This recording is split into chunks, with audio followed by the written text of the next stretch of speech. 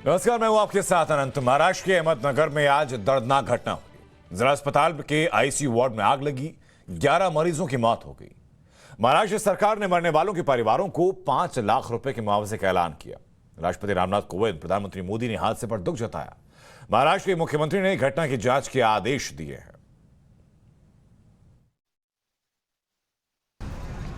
आग में खाक हो चुके इस आईसीयू वार्ड की हालत देखिए।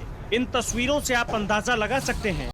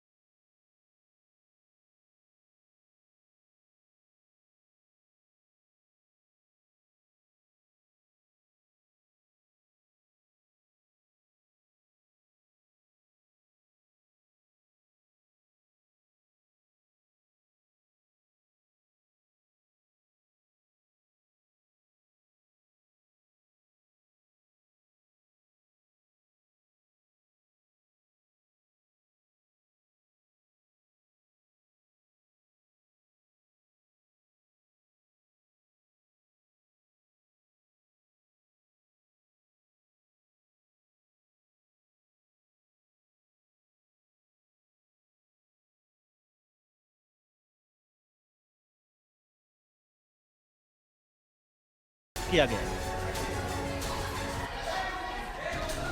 आग की लपटों के बीच से बचकर आए मरीजों के लिए यह किसी बुरे सपने की तरह था।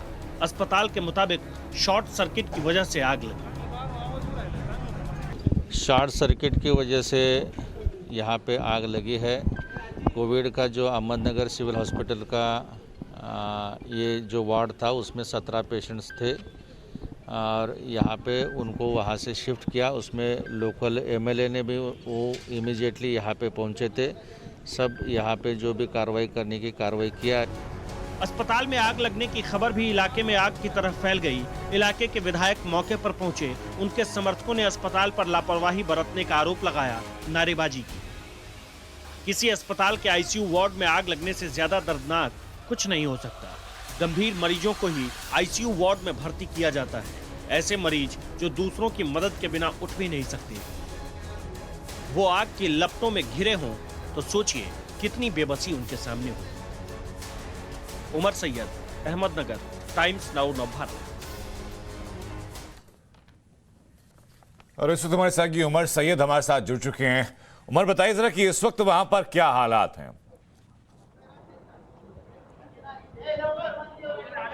जी, सुबह 11 बजे के वक्त में अहमदनगर के जो सिविल अस्पताल है, सरकारी अस्पताल, वहाँ के आईसीयू वार्ड को शॉर्ट सर्किट का कारण बताया गया है। उस वजह से आग लगी थी, जिसमें 17 लोगों को गंभीर रूप से घायल थे। उसमें से 10 लोगों की ऑन द स्पॉट वहाँ पे मौत हो चुकी थी। बाकी के जो 7 लोग थे उनको डिस्ट्रिक्ट के अलग अलग प्राइवेट अस्पताल में जो है तो वो इलाज के लिए भर्ती किया गया। लेकिन 4 बजे के करीब उन 7 लोगों में से एक की फिर से मौत हो गई और कुल मिलाकर ये जो 10 का आंकड़ा था वो 11 पर चला गया। 11 लोगों की मौत हो गई। उसके बाद में महाविकास आघाड़ी के मंत्री बाळासाहेब थोरात, स्टेट मंत्री शंकरराव गडाख, प्राजक्त तनपुरे, इन्होंने हॉस्पिटल को आकर विजिट की और 5 लाख रुपए सरकार की ओर से और 2 लाख रुपए एनडीआरएफ की ओर से, ऐसा पर हेड 7 लाख रुपए का मुआवजा देने का जो है तो वो घोषणा की। उसके बाद में लेकिन पूरे ये 11 बजे से लेकर और अभी तक में ये पूरे 4-5 घंटे के बीच में स्टेट गवर्नमेंट हो या जिला प्रशासन हो,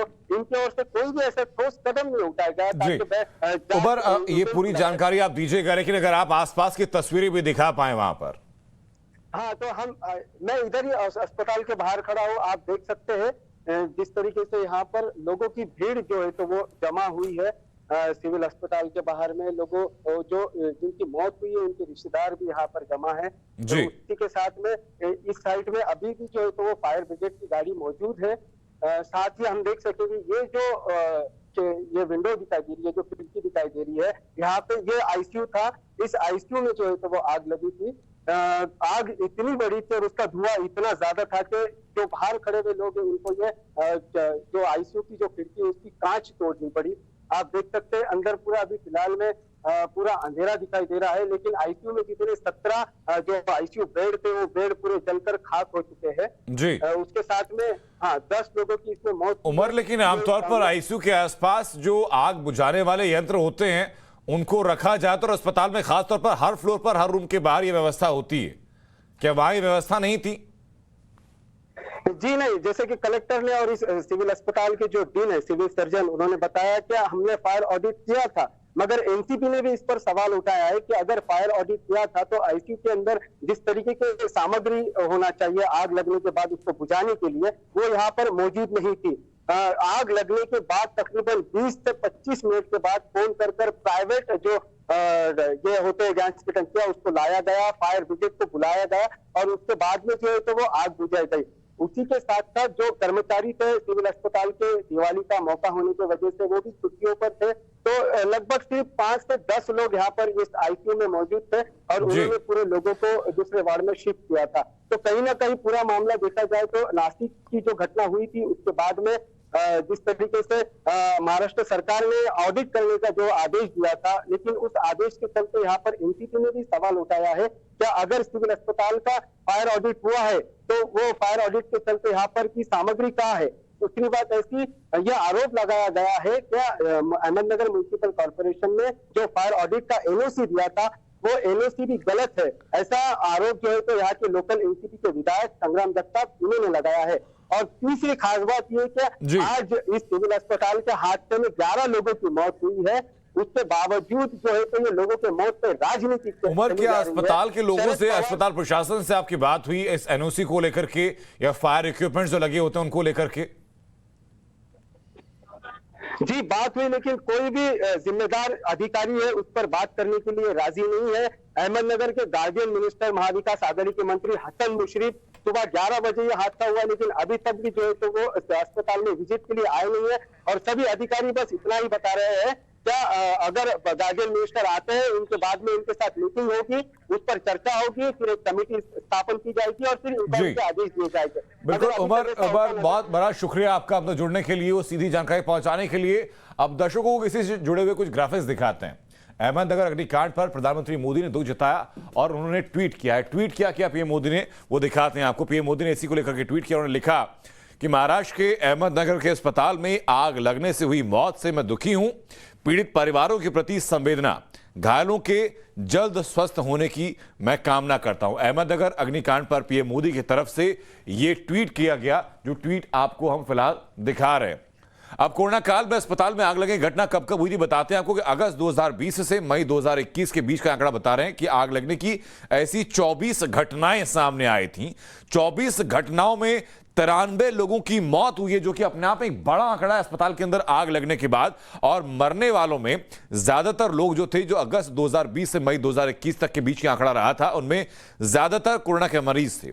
24 में से जो 11 घटनाएं थी वो आग की बड़ी घटनाएं दर्ज की गई थी, उसमें काफी ज्यादा जान माल का नुकसान हुआ था। और मार्च से लेकर के मई के बीच में, मानी मार्च अप्रैल मई, इस बीच में सबसे ज्यादा घटनाएं हुई हैं अस्पतालों के अंदर आग लगने की।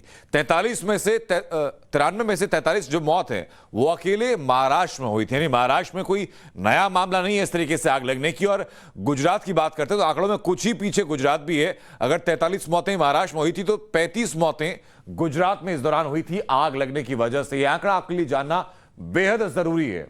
अब बताते हैं आपको कि आग लगने की जो घटनाएं हैं वो क्यों बढ़ी हैं। पहली वजह, आईसीयू में क्रॉस वेंटिलेशन ना होना एक बड़ी वजह होती है कि आग फैलती ज्यादा, आग को बाहर निकलने का मौका नहीं मिल पाता। दूसरी वजह, आईसीयू को स्वच्छ रखने के लिए उसको सील पैक रखा जाता है। कोई भी बाहर से अंदर या अंदर से बाहर कुछ आ जा नहीं सकता है। सिर्फ जो पर्टिकुलर कर्मचारी होते हैं उस शिफ्ट के, सिर्फ वही आ जा सकते हैं और जो परिजन होते हैं वो भी परमिशन के साथ आ जा सकते हैं। इसके अलावा तीसरी वजह कि अस्पतालों में ज्वलनशील पदार्थ का इस्तेमाल जो है वो ज्यादा बढ़ा है, जिससे कि आग तेजी की वजह से बैठती है। उसकी अगली वजह है सैनिटाइजर और पीपीई किट का जो इस्तेमाल किया जाता है वो ज्यादा संवेदनशील होते हैं आग को लेकर के।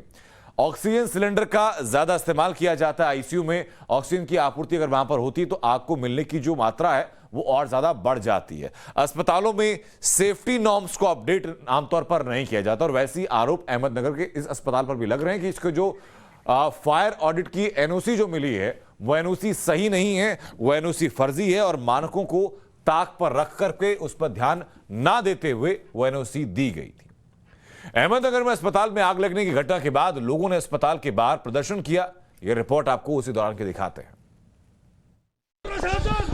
अहमदनगर के सरकारी सिविल अस्पताल के आईसीयू में शॉर्ट सर्किट की वजह से आग लगी थी, जिसमें 10 लोगों की जान गई है। यहाँ पे हमारे साथ राष्ट्रवादी के जो है तो वो कुछ कार्यकर्ता है, आप देख सकते हैं यहाँ पे किस तरीके से यहाँ पे घोषणाबाजी चालू है। साथ में एनसीपी के जो विधायक है संग्राम जगताप वो हमारे साथ है, हम उनसे बात करेंगे। भैया एमएलए सर क्या कहेंगे, जिस तरीके से आग आज यहाँ पे लगी है, शॉर्ट सर्किट का मतलब एक वजह सामने बताई जा रही है और 10 लोगों की मौत हुई है, उस पर क्या कहें? नहीं, ये घटना जो घड़ी है बहुत ही मतलब बुरी घटना है और जिस तरीके से हम देखा जाए तो प्रशासन की ओर से कुछ तो भी जो चीज़ें जो है वो खुल के पब्लिक के सामने आनी चाहिए वो आ नहीं रही है। और जो महानगर पालिका के कोई संबंधित फायर विभाग के लोग हो गए, उनका जो ऑडिट हुआ है, उनके ऑडिट में जो पॉइंट निकले वो दुरुस्ती नहीं की गई है। वो सब जो इश्यूज़ है कि फायर ब्रिगेड का प्रशासन वहाँ आने के बाद जब वो अंदर गया तो उसके बाद मदद कार्य शुरू हुआ। अगर कुछ वहाँ पे जो आग बुझाने के लिए जो कुछ रहता है फायर एक्सटिंग्विशर, अगर होते तो सिविल का प्रशासन भी वहाँ पे जाके अंदर वो आग बुझा सकता था, पर वो सब ना होने के कारण से आज ये सब इतनी बड़ी घटना आज अपने सामने आई है। और इस त्यौहार दिवाली जैसा एक बड़ा त्यौहार है, उस अच्छे एक मौके पर आज बहुत लोगों को आज ये सब ये दुर्दैवी घटना के सामने जाना पड़ता है। बहुत बुरी घटना है और निश्चित रूप से इसके ऊपर आज हम आवाज़ उठाएंगे।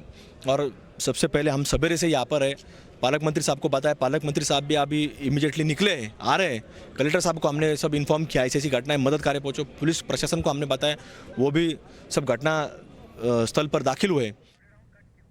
बात पंजाब की। पंजाब कांग्रेस की अंदरूनी लड़ाई बढ़ती जा रही है। अब सिद्धू के खिलाफ पंजाब के एडवोकेट जनरल ने एक चिट्ठी लिखी जिसमें साफ साफ लिखा हुआ है कि सिद्धू सरकार में काम में एडवोकेट जनरल के काम में दखल दे रहे हैं। चिट्ठी में और क्या कुछ लिखा है इस रिपोर्ट में